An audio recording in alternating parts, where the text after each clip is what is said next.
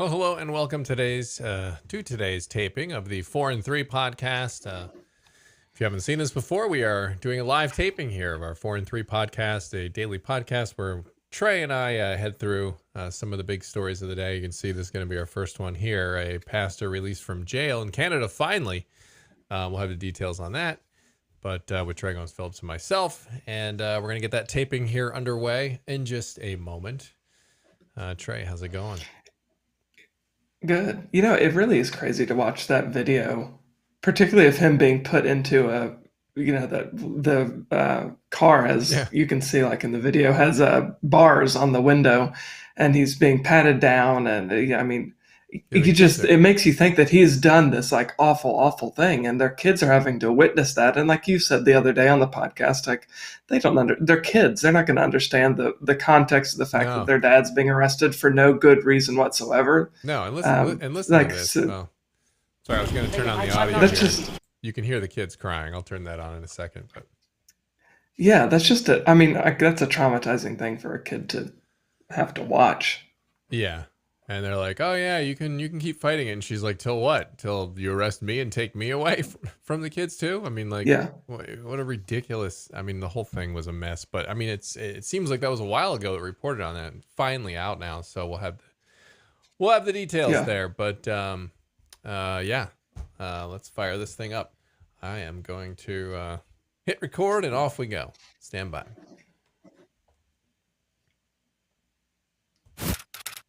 Faithwire.com. Hello and welcome to 4 and 3, a podcast breaking down 4 of the most important stories of the day and 3 things you need to know about them, all from a Christian perspective. Today's Friday, July 2nd, 2021. I'm Dan Andros. Coming up on the podcast today, a Canadian pastor is released from jail after more than 2 weeks behind bars. And the canceled Mumford & Sons member condemns the leftist mob as a swarm of snakes. NBA coach Monty Williams shares his faith-filled coaching philosophy ahead of the NBA Finals. Great stuff there. And a heroic 10-year-old girl somehow miraculously survives. Honestly, Trey, one of the more horrific things I've ever heard in my life. This random, they don't think it was random. They think he knows the family, but a person showed up at this family's house and just lines this family up to just start executing them and shoots the little girl. And she manages to survive this gruesome scene and the details on it. I mean, just what a survivor this little girl is. And for sure. A horrible story, but I'm glad she survived. And there were a couple survivors there, but how she did it is incredible. And we'll have the details on that and more as we do every day with these stories of Trey Goins-Phillips from Faithwire.com. Trey, what's going on? Yeah. Hey, I'm ready for the kind of holiday weekend coming up. I love fireworks. So fireworks and burgers and all that, barbecue, all that. It's all the good things. So it should be a good weekend. Have you taken CNN's advice to heart? I noticed they had a big piece on their front page today talking about how you should approach celebrating July 4th. I swear they report as if people have really locked themselves inside their houses for a year and a half. I don't get it. I'm glad you mentioned it because I have printed out CNN's instructions and I have laminated them. Yeah. And I've posted them on my front door. So as family members come in, they will have to follow all of the correct protocols. Guidelines. Yeah. That was the other thing. I'm just like, who's taking their day-to-day life instructions from CNN? I don't understand why they even thought that. We need to give people a guide on how to take their steps on July 4th. I mean, it's just... In fact, I just happened to think I will probably have to wear 3 masks on the 4th of July, and I'll wear a red one, a blue one, and a white one. So that way I don't know what order yet I'm going to do. Yeah. Maybe I'll rotate them throughout the day. All right. Sounds good. All right, let's head right into story number 1 here because we've got the footage rolling for those of you watching the live stream right now on social. But a Canadian pastor who you may recall the heartbreaking scene as you're seeing on the video from a few weeks ago when he was led away from his crying children and taken into custody, all for the crime of holding an outdoor church service. I mean, this despite Canada's COVID numbers just plummeting to record lows. But this is Pastor Tim Stevens, and he's finally been released from jail. The Justice Center for Constitutional Freedoms released a statement yesterday announcing that Stevens, who's of Fairview Baptist Church, was released from the Calgary Remand Center, and that Pastor Stevens had been in jail since Monday, June 14th. The Justice Center also confirmed that Fairview Baptist Church in Calgary and Grace Life Church near Edmonton, you may remember them, there was that scene of the authorities showing in, dozens of cops showing up and fencing off the church. But they have been unchained now and released from government seizure, and they'll be returned to their congregations effective. That seems like forever ago that happened, and now that's just being released by the government now. And remember, we told you on this podcast a few days ago, maybe last week, the number of COVID cases in Canada, in the whole country, as of a week or two ago, I haven't looked today, but was like 900 out of 30-some million people. So there's basically no COVID cases going on, and they're still locking people up over this stuff. So the details around that arrest, Trey, are just absolutely stunning. Because Stevens was first arrested on May 16th. He spent 2 nights in jail. His second arrest on June 14th was also in respect of peacefully exercising his freedoms in the face of public health orders. The June 14th arrest, they had an outdoor church service on June 6th with about 200 people outside. A police helicopter was deployed to search for and detect the peaceful outdoor gathering and to collect evidence of Pastor Stevens' non-compliance with public health restrictions. Can you imagine the insanity of sending a police helicopter to go try to find an outdoor church service? There is zero science that says, unless you're in someone's face and coughing on them, that you're going to spread COVID outdoors. If you're socially distanced, you're not even socially distanced. You're not in somebody's face. You're 3 feet. It's insanity, pure insanity. So not necessarily a left-right issue here, although, Trey, we've broken down sort of how the left and right have generally argued over this. But clearly, why does this matter? Because the pandemic has shown we are not a people, and when I say people, meaning humans around the globe, who all value freedom equally. You talk about the Declaration of Independence and Constitution in school growing up, it almost seemed unnecessary back then, Trey. At least to me, you're kind of like, yeah, I got it. Like, we're all supposed to be free, and, duh. It just seems so obvious that it was something that we would need to preserve and protect. And it seems almost silly that you had to even talk about it. But when you see the actions being taken around the globe, in Canada, pastors thrown in jail for an outdoor service, it really makes it clear that. And then when that's not even, then you look at China and places where they're rounding up pastors, burning Bibles, re-educating, all of that stuff. It really makes it clear that no, not everyone will protect freedom, and many will, as we've seen in this pandemic, even in here in America. Out of fear, people will willingly just not only hand over their freedoms, but then demonize anyone who tries to protect them as some sort of person who's out to harm me and doesn't care about me. Very interesting, and I think kind of chilling that people are so willing and have proven to be so willing to just throw our freedoms away.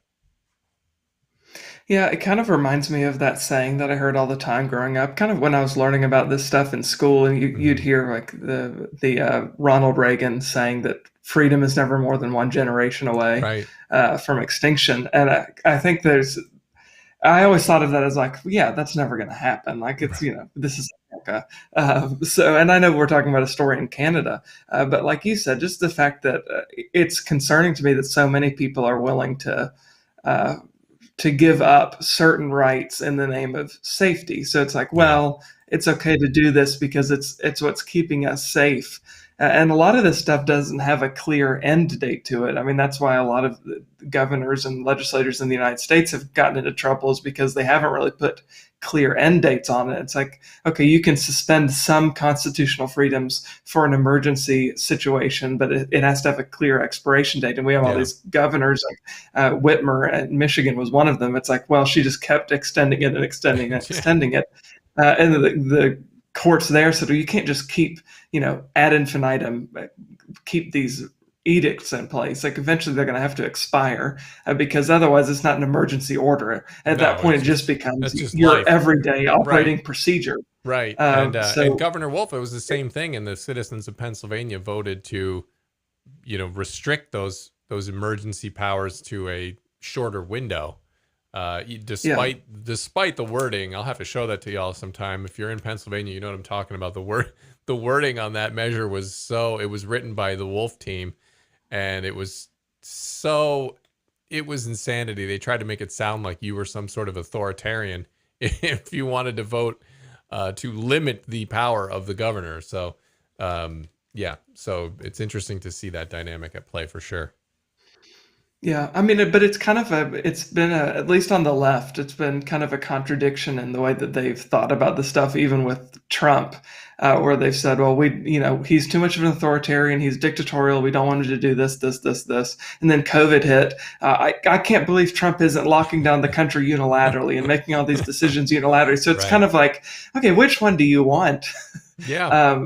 So because, and then that's what happens. It's like people, conservatives generally, but a lot of people on both sides of the aisle will end up complaining about stuff that Wolf was doing or whatever governor you are in whatever state you're in. Yeah. And then it was like somehow worded in a way that was so awkward to say that the people who didn't want the governor to have that much power, they're the authoritarians. They're the crazy ones. I don't know how did we arrive at this dichotomy here? I don't know, but but anyway, we could talk about that for a while. So we'll go into story number 2. So Winston Marshall, some of y'all might know about him. He's the now former member of the band Mumford & Sons, is condemning the leftist mob that came after him for praising journalist Andy Ngo's book, exposing Antifa. So Marshall, he's a banjo player. He came under fire in March when he posted a tweet saying that he enjoyed Ngo's book, Unmasked. He was immediately targeted by leftist social media users who began labeling him a Nazi, a racist, and a fascist. He deleted the tweet, issued an apology, and decided to take a hiatus from Mumford & Sons in an effort to lessen the blowback on his family, his friends, and of course his bandmates. And he's been pretty quiet until last week. And in the end of June, he spoke out in a lengthy blog post saying that he was leaving the band so that he could speak freely about hot-button issues without fearing it would negatively impact Mumford & Sons. He said that the backlash he saw against his friends, his family, caused him a great deal of distress. He said that he endured abuse on another level, talking about the kind of hate he experienced on social media. So now that he's no longer in the band, he's speaking out even more. In an interview with Barry Weiss on her podcast, Marshall rebuked the leftist agitators as, quote, a swarm of snakes who come for every aspect of your life when you do or say something they don't like. So here's one of his quotes to Weiss. He said, "It's a very effective mode of intimidation," talking about the mob kind of targeting people on social media. He said, "because it's one thing when they come for you, but when they come for those you love, you want to defend them."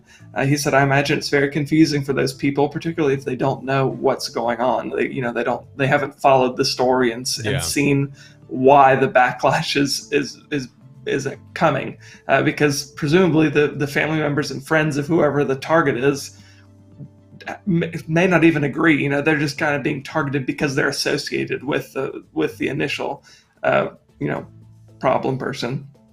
So Marshall said he was terrified to publish his blog post explaining that he was leaving the band and not backing down from his opinions. Nevertheless, he said that he's glad he did it because he said, "I feel like I got my integrity back and I feel like I got my soul back." So really strong comments there from Marshall. So what's the left saying? Not that anybody's weighed in on this particular story yet, but thankfully there are some people on the left who are standing up to this kind of mob mentality on social media. Barry Weiss is one of those people. She's liberal, but she has kind of condemned cancel culture and this kind of groupthink stuff. And Bill Maher has been another one who stood up to it. There needs to be more, though, because I think this push for ideological purity and the cancel culture, it seems, it seems to be coming from the left at all costs, and it's having some pretty dangerous ramifications. in certain situations. So what's the right saying? Well, conservatives were initially, at least some conservatives, were initially disappointed with Marshall when he chose to apologize. But a lot of them have since come around, understanding that he did it to protect his family and his friends and his bandmates, and they seem to have come around to start supporting him. So he's found some favor with those on the right. So why does it matter? I hope this will ultimately come to an ironic end, Dan. I say ironic because this cancel culture stuff is certainly intended to be divisive. My hope, though, is that it ends up uniting people of different walks of life who are truly committed to actual tolerance and are okay with not writing someone off because they have a difference of opinion. Because I think that probably, I think the majority of everyday people, I'm not talking about the social media people or the TV personalities, all that. I think the everyday people like you and me who are, just kind of living our lives, I think those people, whether they're liberal or conservative, take issue with all this cancel culture stuff. So I just hope the tide will turn, though, before it gets too ugly. But I think in the meantime, as Christians, that's our job to help bridge that gap, right? To unite people, hopefully over gospel principles, and not get down in the mud. And that's the one thing as Christians that separates Christianity from other religions and certainly from secular culture and particularly other religions. Yeah. Forgiveness and grace are a cornerstone of our faith. Christ dying on the cross obviously is the greatest sacrifice in the history of mankind here. And so that's what Christians have to offer: grace, forgiveness. That is counterintuitive in so many instances. And that is something we can offer. And that is something culture is really lacking right now, sorely lacking, is the ability to forgive and not just erase, not just say no actions have no consequences. Because if you do something that deserves a consequence, you should get that consequence. But you should still offer grace, offer forgiveness, and be willing to give people second chances, not just write people off. And that is something we know is right. I think deep down humans know that that's right. I think God's embedded that in us. Obviously, sin muddies those waters and we sin as humans, but I think that's wired in us. And people know it. They know it deep down that that's the right thing to do, but so many don't want to do it. And if you stand up and offer grace and show grace and be consistent on that with our faith, I think people will gravitate towards that. Yeah, and I think we should, at least I try to give people the benefit of the doubt, like when they do something or say something. I'm not going to just assume that one mistake is the entire definition of a person. Like, they're more than the things that they've tweeted, the things they've said, or things that they've done. Certainly, there are situations where, like you said, they should be held accountable. I don't think anybody thinks that someone shouldn't be held accountable for what they do.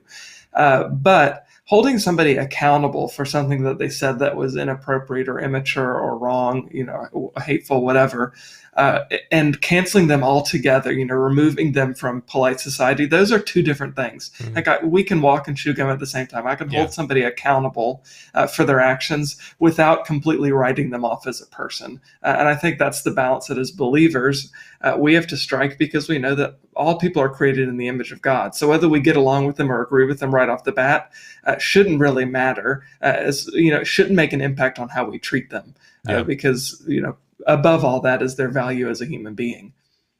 Indeed. All right, let's head on in to story number 3. And speaking of forgiveness and grace, this story has some of that, and we'll get to that in the second half of it. The Phoenix Suns have reached the NBA Finals for the first time since 1993. And they've done so in large part through the leadership of Monty Williams, who put his faith in Christ at the forefront during the post-game interview after their series-clinching wins. The Suns had been struggling in recent years, but after the arrival of Williams, things started to look up. And ESPN's Scott Van Pelt asked him about his approach and what was the difference. Here is what Coach Williams had to say. Well, I expressed from the time I got the job in Phoenix and every new player that comes to our program, the essence of my coaching is to serve.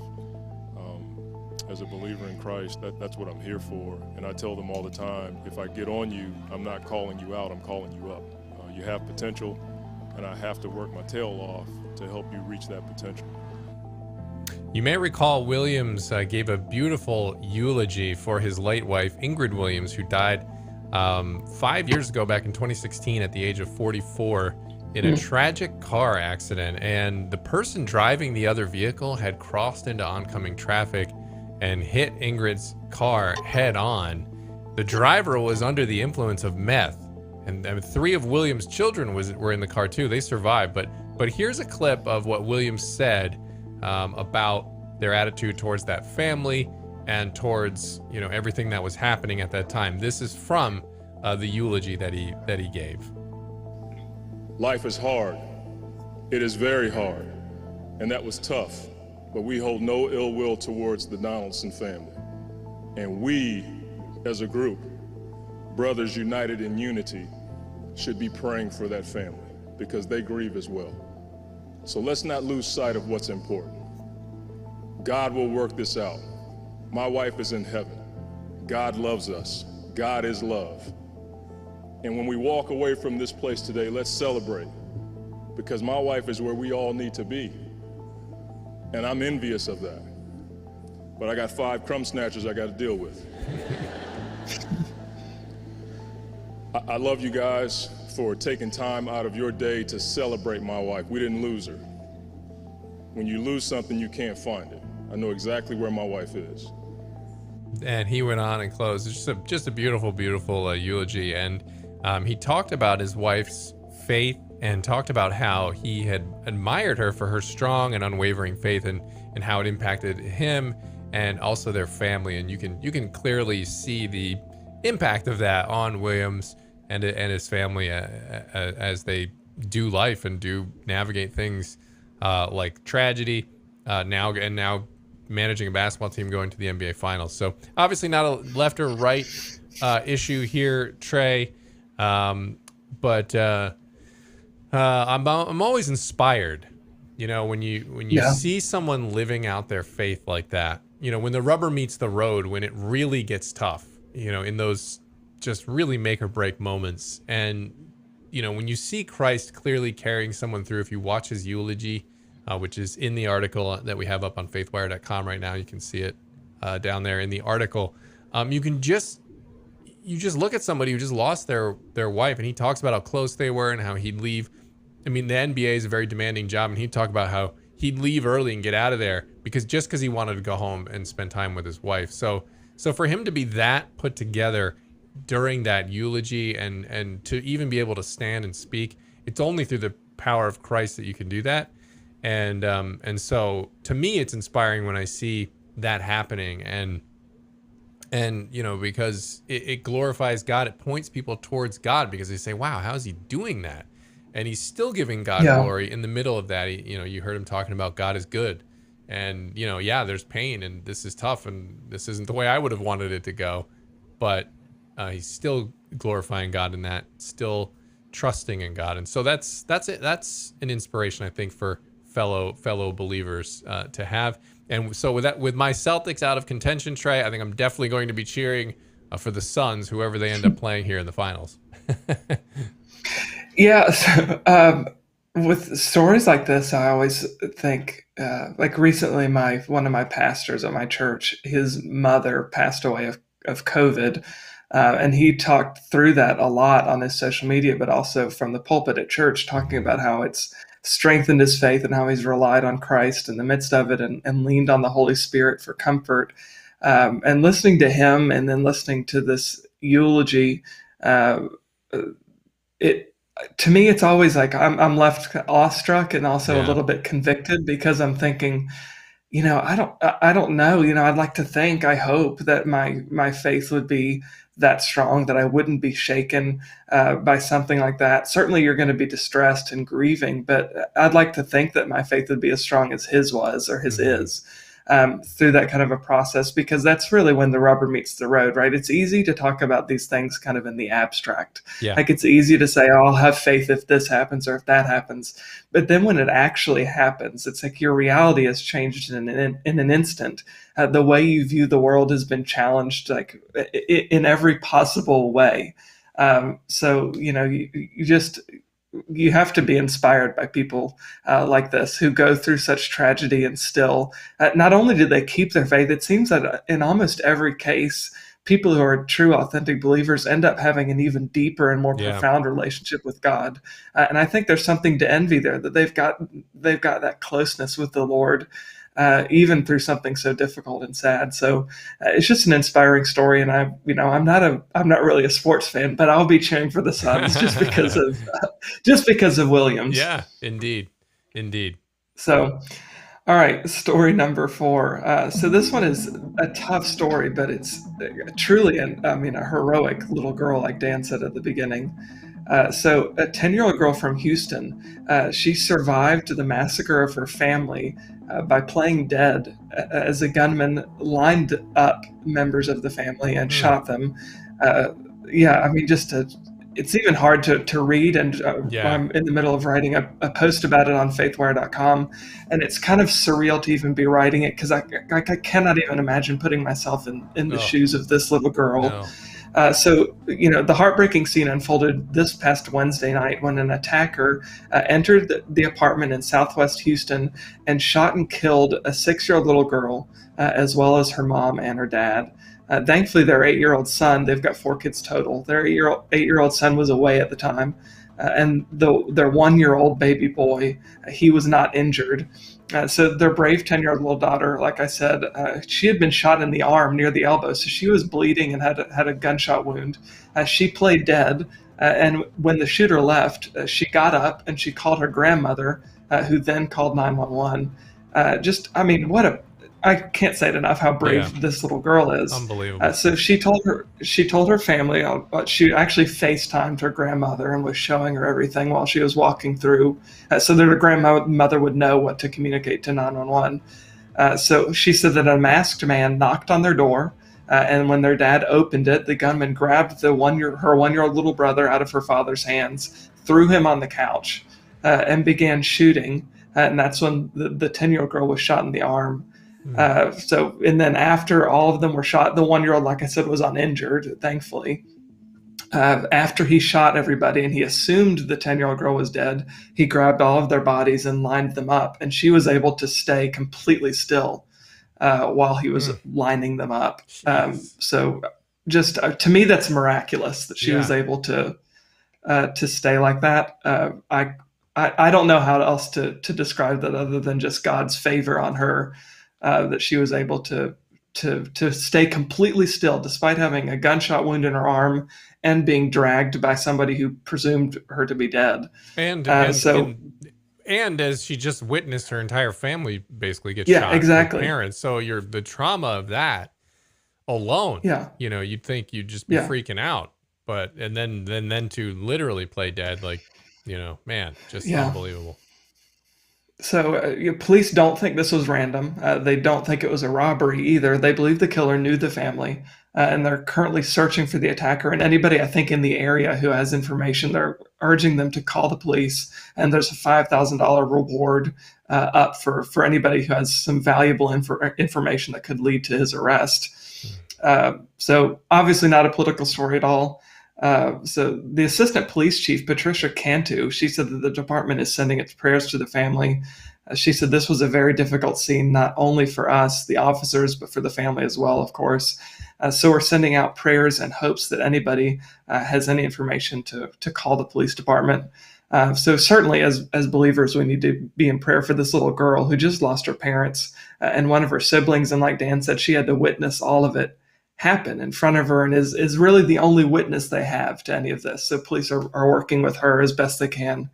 So be in prayer for her, for the family, and of course for law enforcement as they're on the hunt for this awful criminal. So just a definitely devastating story. Devastating story. Prayers up, but like you said, a miracle that she survived and I don't know. You see something like that, and then you can't help but think in like, she's 10 years old. You can't help but think in 10, 12, 15 years, you're going to hear somebody like her doing amazing things with their life because, I don't know, like you said, to have the presence of mind, like there's just, God's not done with that little girl yet, obviously. Yeah.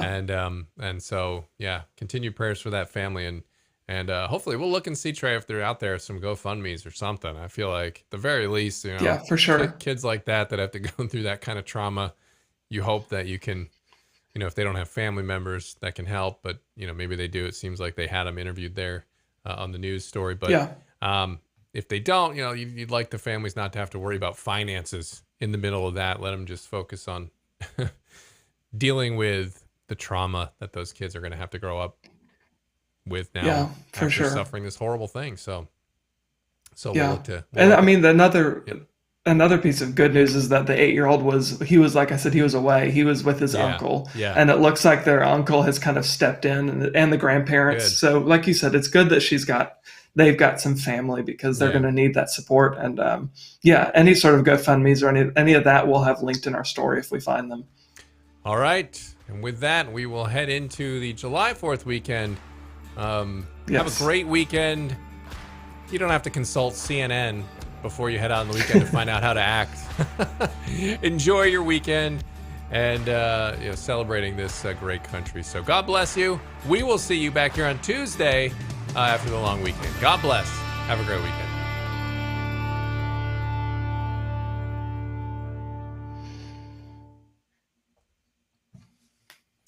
All right, friend, I've got to hop off. I got to get on a call. So ending the stream right away. But amazing young little girl there. And I mean, I have a 10-year-old, a 12-year-old.